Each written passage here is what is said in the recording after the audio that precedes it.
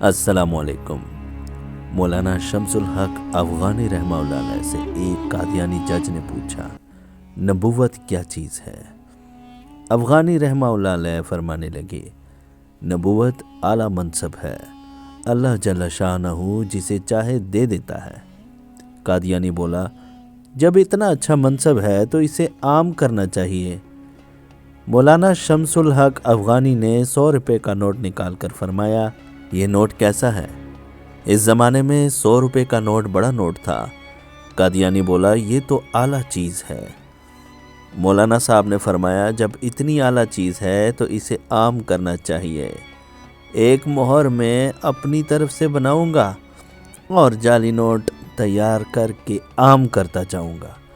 कादियानी जज बोला, ये काम अगर आपने किया तो आप मुजरिम होंगे और सज़ा के मुस्तहक भी।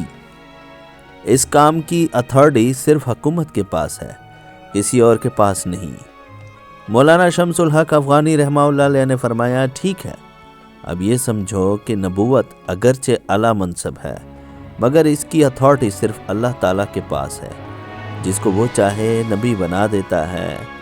अब आप लोगों ने अपना जाली नबी बनाया है तो इसलिए आप लोग अल्लाह पाक के नज़दीक मुजरिम है। इस तहरीर के हर साहिब ईमान ज़्यादा से ज़्यादा तशहीर करे। ये मोहम्मद सल्लल्लाहु अलैहि वसल्लम से मोहब्बत का अदना सा इज़हार होगा।